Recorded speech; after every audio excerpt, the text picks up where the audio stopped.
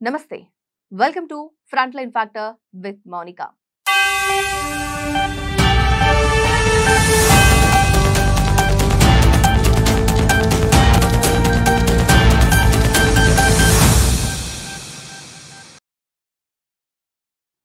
BRS party నుండి దూరమైన తర్వాత మరి కవిత రాజకీయ భవిష్యత్తు ఏంటి అనేదే రాష్ట్ర వ్యాప్తంగా హాట్ టాపిక్ అవుతున్న అంశం. ఆమె కొత్త పార్టీ పెడతారా? లేకపోతే ఏదైనా జాతీయ పార్టీలో చేరతారా? ఇదే ఈ ఒక్క సందిగ్ధత పెద్ద ఎత్తున చర్చలకు తావిస్తుందనే చెప్పాలి. అయితే ఇప్పటివరకు తన కార్యాచరణ ఏంటి అన్నది కవిత ఎప్పుడూ ఎక్కడా క్లియర్‌గా చెప్పనే లేదు. అయితే ఈ నెల 21వ తేదీన సిద్దిపేట నియోజకవర్గం చింతమడకలో బతుకమ్మ వేడుకలకు ఆమె రాబోతున్నారు. అంటే తన రాజకీయ ప్రస్థానానికి కేసీఆర్ సొంత గ్రామంలో ఉన్న సిద్దిపేటే వేదిక చేసుకోబోతున్నట్లు ఆమె పరోక్షంగా సంకేతాలిస్తున్నారు అనే ఒక టాక్ నడుస్తోంది. అయితే అక్కడ ఆమె తన కొత్త పార్టీ మీద ప్రకటన చేస్తారు అన్న ప్రచారం కూడా చాలా ఆసక్తిగా మారిపోతుంది. తన భవిష్యత్తు కార్యాచరణ ఏంటి అన్నది చెప్పే విషయంలో తెలంగాణ జాగృతి వ్యవస్థాపకురాలు కవిత చాలా వ్యూహాత్మకంగా వ్యవహరిస్తూ ఉన్నారు. అంతేకాదు బీఆర్ఎస్ నుంచి దూరమైన వెంటనే ఆమె పార్టీ ప్రకటిస్తారు అని చాలా మంది భావించారట. కానీ ఆమె ఏమాత్రం తొందరపడలేదు అనే విషయం కూడా తెలుస్తోంది. ఇప్పటివరకు ఆవిడ అనౌన్స్ చేయలేదు కాబట్టి. తెలంగాణలో తన రాజకీయ పాత్ర ఏ విధంగా ఉండాలి అన్న అంశంలో చాలా మంది మేధావులు, పలు పార్టీల క్రియాశీలక వర్గాలతో ఆమె అనేక రకాలుగా సుదీర్ఘంగా చర్చలు జరుపుతూ ఉన్నారు. దాదాపు వారం రోజుల పాటు పలు వర్గాల నుంచి సలహాలు, సూచనలు కూడా ఆమె స్వీకరించడం జరిగింది. అన్ని వర్గాల నుంచి అభిప్రాయ సేకరణ చేసిన తర్వాతే ఆమె ఒక నిర్ణయానికి వచ్చినట్టుగా సమాచారం అందుతోంది. అయితే కవిత ఫస్ట్ నుంచి తన రాజకీయ భవిష్యత్ మీద స్పష్టమైన అవగాహనతో ఉన్నారని అంటున్నారు చాలా మంది. ప్రజాసేవ చేయాలి అన్న సంకల్పం తనకు తండ్రి కేసీఆర్ నుంచి వారసత్వంగా అబ్బిన లక్షణము అని వాళ్ళంతా చెప్పుకుంటూ ఉన్నారు. అయితే ఇప్పుడు తనకంటూ ఒక ప్రత్యేకమైన గుర్తింపు ఉండాలని నిరంతరం భావించే వ్యక్తిత్వం కవితకుందని వాళ్ళు స్పష్టం చేస్తున్నారు. అందుకే తెలంగాణ ఉద్యమం నాటి నుంచే జాగృతి పేరిట ఓన్ ఎజెండాతో తన ప్రస్థానాన్ని ప్రారంభించారు ఆవిడ. తెలంగాణ చరిత్ర, సాంప్రదాయాలు, సంస్కృతికి మళ్లీ పునరుజ్జీవం తెచ్చే విధంగా జాగృతి ద్వారా ఆమె ఎన్నో కార్యక్రమాలు చేపట్టడం కూడా జరిగింది. ఏ పని చేసినా సరే స్పష్టమైన ఆలోచన, దూరదృష్టి కలిగిన నేత కవిత అన్న అభిప్రాయం కూడా ఉంది. అందుకే మీరు గమనిస్తే జాగృతి సంస్థను అల్లాటప్పగా ఆమె నడిపించలేదనే విషయం క్లియర్ కట్ గా అర్థమవుతోంది.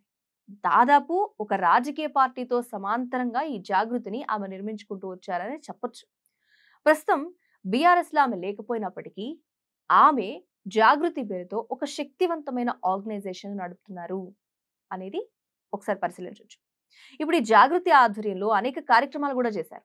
అయితే బీఆర్ఎస్ నుంచి బయటకు వచ్చేసిన తరువాత తన రాజకీయ భవిష్యత్తు మీద ఎలాంటి నిర్ణయం తీసుకున్నా సరే అది లక్షలాది మంది తన ఫాలోవర్స్ ను దృష్టిలో పెట్టుకొని తీసుకోవాల్సిన అవసరం ఎంతైనా ఉంటుందని, అందుకే ఆమె అనేక రకాలుగా సుదీర్ఘంగా మంతనాలు నిర్వహించిన తర్వాతే ఒక నిర్ణయానికి రాబోతున్నట్టుగా తెలుస్తోంది. ఇక ఈ నెల 21 నుంచి బతుకమ్మ ఉత్సవాలు ప్రారంభం కాబోతున్నాయి. 21వ తేదీన సిద్దిపేట నియోజకవర్గం చింతమడకలో కవిత బతుకమ్మ వేడుకల్లో పాల్గొనాలి అని మహిళలను కూడా కవిత ఆహ్వానించడం జరిగింది. చింతమడక మహిళల పిలుపు మేరకు కవిత బతుకమ్మ వేడుకలో పాల్గొనబోతున్నారనే చర్చ కూడా అక్కడ నడుస్తూ ఉంది.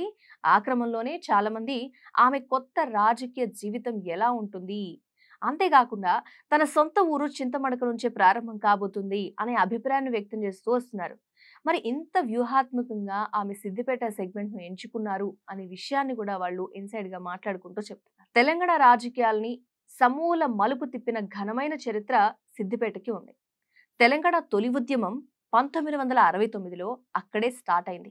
అయితే 1971లో తెలంగాణ అంశం మీద సిద్దిపేటలో జరిగిన ఎన్నికల్లో అనంతుల మదన్ మోహన్ ఘన విజయం సాధించడం జరిగింది.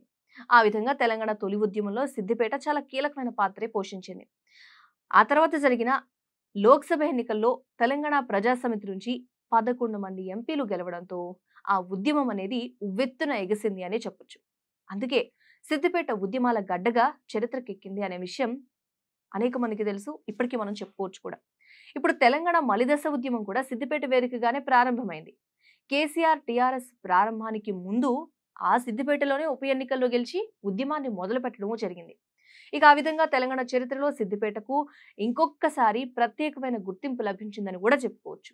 అందుకే కవిత కూడా తన రాజకీయ ప్రస్థానాన్ని సిద్దిపేట నుంచే మొదలు పెట్టాలని భావిస్తున్నట్టుగా చర్చ జరుగుతోంది. అక్కడి నుంచి స్టార్ట్ అయ్యే అవకాశాలు కూడా లేకపోలేదు. నవ తెలంగాణ నిర్మాణానికి తన మొదటి అడుగు ఇక్కడి నుంచి మొదలైతేనే పేద ప్రజల కన్నా కలలు అన్ని సాకారమవుతాయి అనే భావనలో ఆమె ఉంది అని అంటున్నారు. మరి ఈ క్రమంలో సిద్దిపేట ఇంకొకసారి తెలంగాణ రాజకీయాల్లో హార్ట్ ఆఫ్ ది టౌన్ లేదా చర్చిల్లో ఉంది అనే విషయం నేను కాదు, ప్రజలు కాదు, అంతకంటే ఎక్కువగా విశ్లేషకులు ప్రతి చోట చెప్తున్నమాట. ఇప్పటికే రాజకీయ భవిష్యత్తు మీద ఒక నిర్ణయానికొచ్చారు కవిత. ఖచ్చితంగా ఆ రోజైతే తన కార్యాచరణ మీద స్పష్టమైన సంకేతాలైనా ఇవ్వచ్చు అనే విషయం తెలుస్తుంది. పైగా రాబోయే అసెంబ్లీ ఎన్నికల్లో ఆమె సిద్దిపేట నుంచే పోటీ చేస్తారనే ప్రచారం కూడా మొదలైపోయింది. ఇది కేవలం ప్రచారమేనా? నిజంగా ఆమె పోటీ చేస్తారా? లేకపోతే ప్రజల స్పందన కోసం ఇలా చెప్పారా? అనేది కూడా కింద ఆలోచించాల్సిన విషయమే. మరి ఇప్పుడు రాష్ట్ర వ్యాప్తంగా అందరి దృష్టి కూడా కేవలం సిద్దిపేట వైపుకే మళ్ళింది. ఈ నెల 21వ తేదీన కొత్త పార్టీ కవిత పెట్టబోతున్నట్లుగా ప్రకటిస్తారా? లేకపోతే ఇంకేదైనా నిర్ణయం తీసుకుంటారా? అనేది ఆసక్తికరంగా మారింది. కేసీఆర్ ఓట్ ఇప్పటికీ అదే గ్రామంలో ఉంది. తమ కుటుంబ పరంగా అంత ప్రాధాన్యం ఉన్న ఆ ప్రాంతం నుంచి తన ప్రస్థానం మొదలుపెట్టడం ద్వారా సెంటిమెంట్‌ని రగిలించవచ్చు అని కవిత అనుకుంటున్నారట. అదే సమయంలో లోకల్ ఎమ్మెల్యే తాను శత్రువుగా భావిస్తున్న హరీష్ రావుకు కూడా యుద్ధానికి సిద్ధమవుతున్నట్లు ఆమె సంకేతాలు పంపినట్టు అవుతుంది అని కూడా ఆమె ఆలోచిస్తున్నారు. దానికి సంబంధించి కవితని అనుచరులంతా కూడా ఈ విషయం గురించి చర్చించుకుంటున్నారు. సిద్దిపేటలో జరిగే బతుకమ్మ వేడుకల్లో పాల్గొనడం మీద కవిత వ్యూహం ఏంటి అనేది ఒక పెద్ద ఎత్తున చర్చనీయాంశంగా మారిపోయింది. ఇప్పటికే సిద్దిపేట ఎమ్మెల్యే హరీష్ రావు మీద కవిత విమర్శనాస్త్రాలు ఏ విధంగా సంధించింది ప్రెస్ మీట్లు పెట్టి అనే విషయం కూడా ప్రతి ఒక్కరికి తెలుసు.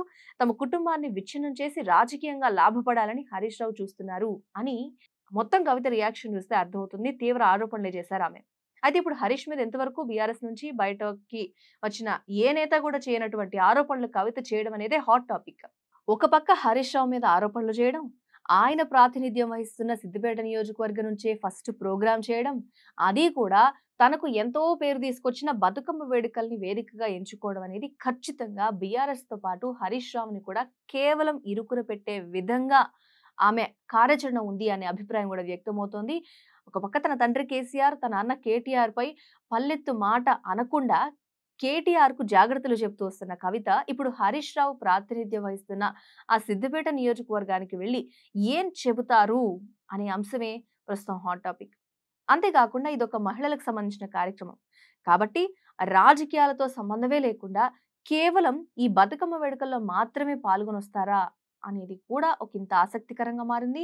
మరటు కవిత పార్టీ పెట్టి తెలంగాణ రాజకీయాల్లో మహిళా శక్తిగా చాటాలి అంటూ చాలా మంది కూడా అనుకుంటున్నారట. మరి కవితతో పాటుగా సమావేశమైన అన్ని వర్గాల వాళ్ళు కూడా ఆమెని ఒక కొత్త పార్టీ పెట్టాలని కోరినట్లు, ఆ కోరిక మేరకే ఈ డెసిషన్ కూడా తీసుకున్నారు. అంటే ఆమెకున్న చుట్టుపక్కల పరిస్థితులను బట్టి ఈ అందరూ అడగడం కూడా ఒక పాయింట్ అనే విషయం తెలుసుకుంటుంది. సాధించుకున్న ఈ తెలంగాణలో సామాజిక న్యాయం, ప్రతి కుటుంబ ఆర్థిక స్వావలంబన సాధించాలని మొదటి నుంచి కోరుకుంటున్నట్లు జాగృతి అధ్యక్షురాలు పలు సందర్భాల్లో వెల్లడించడం కూడా జరిగింది. అంతేకాదు ఏదైనా సంకల్పం తీసుకుంటే కేసీఆర్ మాదిరిగానే కవిత కూడా చాలా మొండిగా ఉంటారనే విషయం కూడా ఆవిడ ఇన్సైడర్‌గా ఆమెకు ఎప్పుడు అబ్జర్వ్ చేసే వాళ్ళంతా చెప్తున్న మాట. ఇక తన భావజాలాన్ని ప్రజల్లోకి స్పష్టంగా తీసుకువెళ్ళి నిత్యం ప్రజల్లో ఉంటే ఖచ్చితంగా తెలంగాణ రాజకీయాల ముఖ చిత్రాన్ని మార్చివేయగలను అని ఆమె చెప్తున్నారట. ఇక తమిళనాడులో జయలలిత మాదిరిగానే తెలంగాణలో ఇప్పుడు కవిత తనకంటూ ఒక ప్రత్యేకమైన స్థానాన్ని, ఒక అధ్యాయాన్ని రచించుకోవాలి అని ఆమె ఉవ్విళ్ళూరుతున్నారు అనే విషయం ఆమె సన్నిహితులుగా చెప్తున్న మాట. మరి కవిత రాజకీయంగా ఏ నిర్ణయం తీసుకుంటారు అనేది మనం అందరం ఎదురు చూడాల్సిందే. ఇవి ఆమెకున్న సర్కమ్‌స్టాన్సెస్, ఎందుకు ఆవిడ పార్టీ పెట్టారు, రాబోయే రోజుల్లో ఏం చేయబోతారు, ఇవన్నీ విషయాలు కూడా హాట్ టాపిక్. చూడాలి రాబోయే రోజుల్లో ఏం జరుగుతుందని. Anyway thanks for watching. This is Monica signing off. Thank you so much.